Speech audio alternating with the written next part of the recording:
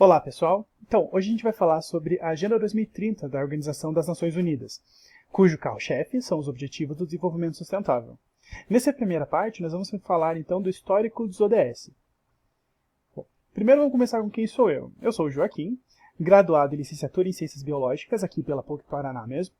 Estou atualmente fazendo meu mestrado em Bioética pelo Programa de Pós-Graduação em Bioética aqui na PUC, e eu sou consultor de metodologias de ensino.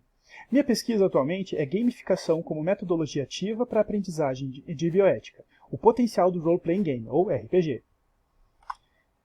Em primeiro lugar, ao falar sobre os ODS, que é o curto para Objetivos do Desenvolvimento Sustentável, a gente precisa entender de que eles foram desenvolvidos num conceito transversal e interdisciplinar. Ou seja, cada um dos 17 foram pensados de forma a não pertencer a uma única disciplina, e não ser abordados de forma compartimentalizada. O que isso quer dizer? Então, quando a gente fala sobre saúde, o objetivo de saúde e bem-estar, ele não deve ser trabalhado apenas no ramo da biologia, ou das ciências, no caso, principalmente isolada de outras como política, história, geografia. Eles têm uma ideia transversal desde a sua criação. E estimula-se que trabalhe-se de forma interdisciplinar, com diversos agentes e diversos profissionais de diversas áreas trabalhando e abordando esses temas. Além disso, ele se fundamenta na ideia do agir localmente e pensar globalmente. Eu tracei essa linha do tempo aqui para facilitar um pouco a nossa visualização das origens dos ODS. Agora, claro, vários de vocês poderiam dizer que existem influências e existem origens, existem sementes dos ODS e da própria Agenda 2030 da ONU para muito antes de 1992. Mas como a gente está falando de um escopo mais específico, que é o do próprio dos ODS, de como eles são conhecidos hoje, pelo menos na mídia mainstream, na mais tradicional, é mais assertivo a gente reduzir ali para quando ele surge na Rio 92, ou ECO 92, que foi uma reunião das Nações Unidas que aconteceu aqui no Brasil, no Rio de Janeiro, onde foram abordadas as questões emergentes, aliás, as situações críticas para a sobrevivência da espécie humana e o que precisava ser feito para garantir uma melhora de bem-estar nesse século que se iniciaria, o século XXI. Nesse encontro que é lançado, então, a Agenda 21, que era um conjunto de tratados, enfim, tudo muito na área do normativo, sobre as questões que os signatários da ONU julgavam serem importantes para se trabalhar, para melhorar a qualidade de vida, as condições ambientais e sociais do planeta. No ano 2000, acontece a Cúpula do Milênio. Os esforços que foram empreendidos desde a Rio 92 são então discutidos e analisados. E para ajudar os países signatários que haviam se comprometido em levar do normativo que eles haviam feito com os documentos da ONU, para traduzir para políticas públicas, para ajudá-los nesse esforço, foi traçado o que ficou conhecido como ODM, os Objetivos do Milênio. Vários de nós aqui podem reconhecer esses 8 objetivos ali, pelo menos a imagenzinha deles, porque alguns de nós, enquanto frequentávamos a escola, no ensino fundamental, vimos em materiais didáticos, em outdoors e em outras situações, esses 8 objetivos.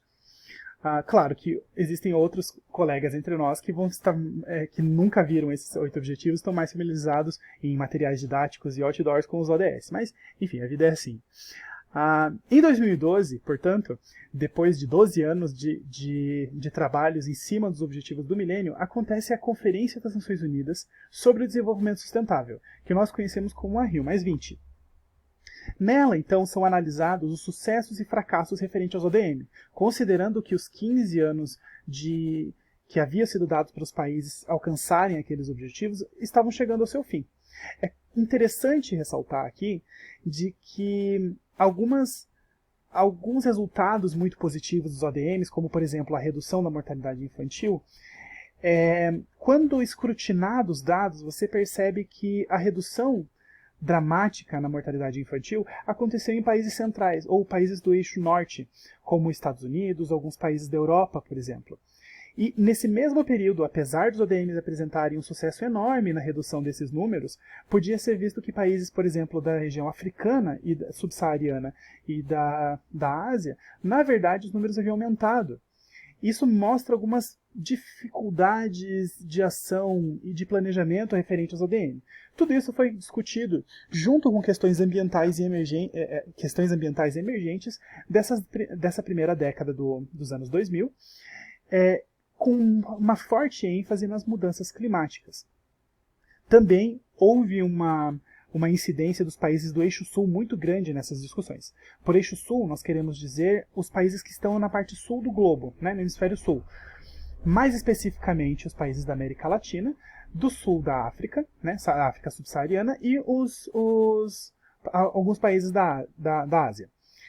A pressão desses países foi no sentido de expandir a discussão e o campo moral dessas normativas para além das questões